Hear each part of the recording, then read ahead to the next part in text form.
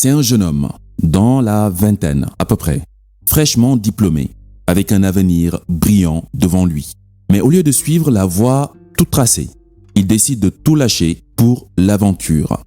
Il quitte son petit confort, brûle ses papiers, file ses économies à des ONG et prend la route pour explorer les coins les plus sauvages d'Amérique. Pendant son périple, il vit des aventures incroyables, rencontre des gens aussi amoureux de la liberté que lui et découvre la vraie vie, sans filtre. Mais au bout de 2 ans de voyage, il se dit, il est temps de rentrer. Problème, il se retrouve perdu au milieu d'une forêt immense, sans moyen de retrouver son chemin. Le voilà coincé, obligé de survivre seul dans cette jungle. Et un jour, affamé, il mange par erreur des graines toxiques. Il tombe malade, isolé, souffrant. Il se rend très vite compte que la solitude n'est pas faite pour l'homme. Il est pris de remords, de chagrin, regrettant toutes ces occasions manquées de vivre l'amitié, l'amour et de se sentir utile. Il comprend qu'il a trop longtemps cherché le bonheur ailleurs, sans voir qu'il était juste là, dans les liens avec les autres. Mais là, c'est trop tard.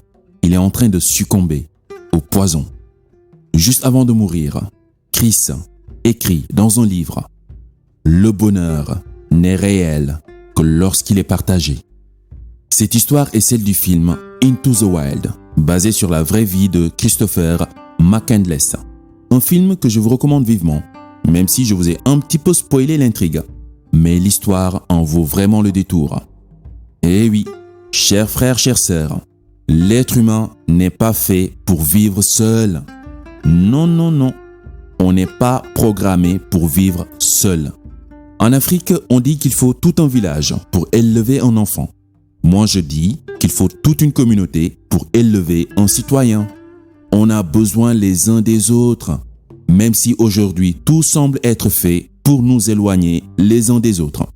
On vit dans des sociétés qui fabriquent de la solitude à la chaîne. On est ultra connecté avec les réseaux sociaux, les smartphones, la télévision, etc. Mais on est de plus en plus déconnectés les uns des autres. Comme le disait le professeur Lipovetsky dans son livre « L'ère du vide », notre société est hyper communicante, mais faiblement rencontrante. Un modèle social qui nous déconnecte de la réalité, nous sépare, nous divise. Les couples se cassent, les amitiés se brisent, les familles se disloquent. Chacun dans son coin a essayé de gérer sa folie comme il peut. Pour ceux qui sont hypersensibles ou en quête d'authenticité, de relations vraies et sincères, cette société du paraître peut être déroutante. Parce que ces personnes sont souvent incomprises.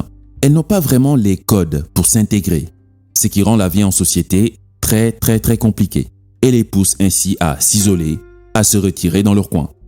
D'ailleurs, on entend de plus en plus ce genre de discours chez les jeunes. S'isoler est la meilleure façon de trouver la paix, surtout dans un monde de fous. Pour éviter les problèmes, il vaut mieux marcher seul. Seuls les moutons marchent en troupeau.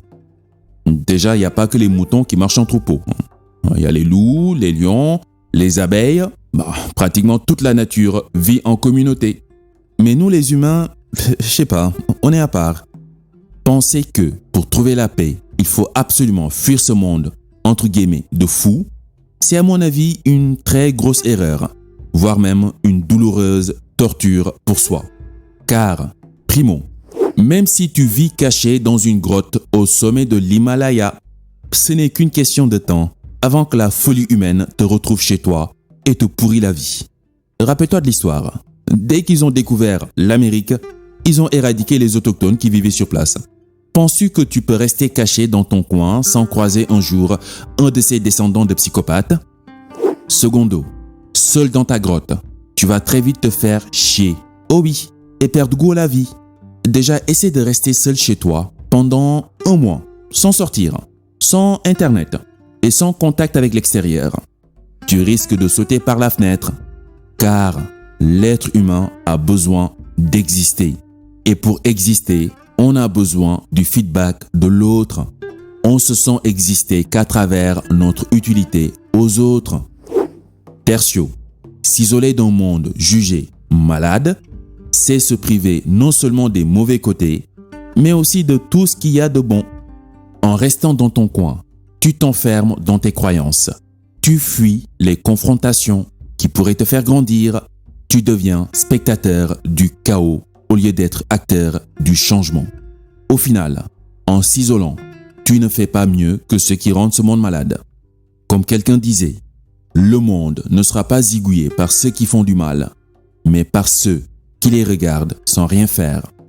Oh oui, c'est vrai, ce n'est pas une période tranquille pour ceux qui aspirent à l'authenticité, la paix et l'amour. Quand on voit ce que les dirigeants de certaines puissances mondiales nous réservent, on a juste envie de changer de planète. Mais en même temps, si on est là, à cet instant précis de l'histoire, c'est que la nature a besoin de nous maintenant. Pas avant, ni plus tard, mais maintenant.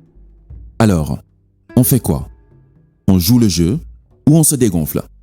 C'est normal d'avoir peur, de douter, de se demander si tout ça en vaut vraiment la peine. Mais n'oublions pas que si aujourd'hui, on profite d'une certaine liberté, d'un certain confort, c'est parce qu'il y a des années, des gens comme nous ont fait des sacrifices pour qu'on puisse vivre ce confort. Quelque part, on a une dette envers ces valeureux qui nous ont précédés. S'isoler, rester dans son coin, en mode ermite, ça ne changera rien en mieux. Ça pourrait même empirer les choses. On est obligé de confronter le monde, même si on ne sait pas toujours par où commencer.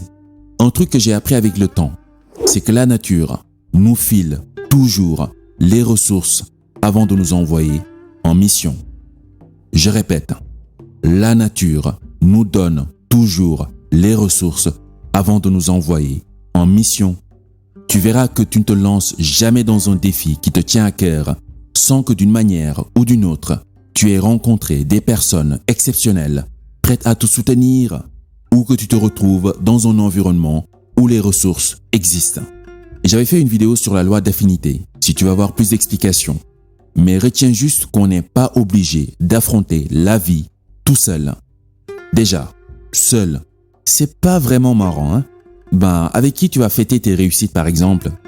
Et puis seul, la vie va te défoncer au moindre faux pas, parce qu'on est tous des humains. Il y a des jours où le moral n'est pas là, des jours où on est malade, des jours où on a envie de se tirer une balle. Voilà, c'est normal. Il y a des hauts et des bas, et c'est là que jouer en équipe fait toute la différence. Autour de nous, il y a forcément des personnes qui partagent nos valeurs, des personnes avec qui cheminer, des personnes avec qui on a tout intérêt à se regrouper. Je ne te parle pas ici de s'unir juste pour éviter la solitude ou pour masquer nos lacunes, genre « l'union fait la force ». Non, faux. L'union des bras cassés, ça fait juste un groupe de bras cassés. L'union des galériens, c'est juste un club de galériens. L'union de personnes peureuses, lâches, qui se cachent, ça fait juste un groupe de personnes peureuses, lâches, qui se cachent. Juste, l'union ne fait pas la force. Mais l'union des forts, ça, c'est fort. L'union de personnes authentiques, résolues à exprimer leur potentiel, c'est là que réside la vraie puissance. L'union des forts fait la force. Même si tout est fait pour nous diviser, nous isoler, nous décourager et nous rendre dépressifs, on doit s'efforcer de nous unir autour des valeurs qui nous rassemblent pour espérer faire le poids face aux valeurs pourries qui nous divisent. Récemment, j'ai discuté avec un frérot, Zola à toi, Papa O'Neill, si tu tombes sur ce poste. Il me disait, regarde, Demba, juste dans notre galaxie, il y a des milliards d'étoiles, donc potentiellement des milliards de planètes. Sur Terre, on est environ 7, voire même 8 milliards d'humains. Si l'univers voulait vraiment que chacun vive tranquille dans son coin, chacun aurait tout simplement sa petite planète à lui tout seul. C'est statistiquement faisable, n'est-ce pas? Eh oui, frangin, tu as raison. Si on est tous coincés sur cette même planète, c'est sûrement pour qu'on apprenne à composer ensemble et non pour s'éviter. Voilà, je voulais te partager ce message. En fait, ce message est beaucoup plus adressé aux personnes hypersensibles, aux personnes incomprises, aux personnes qui aspirent à l'authenticité, à la connaissance de soi, à la paix intérieure. Ce monde peut être complètement bizarre pour ce genre de personnes. J'espère que mon partage a pu t'éclairer sur le sujet. Et comme d'habitude, si tu veux donner de la force à mon travail, laisse-moi un gros like et partage.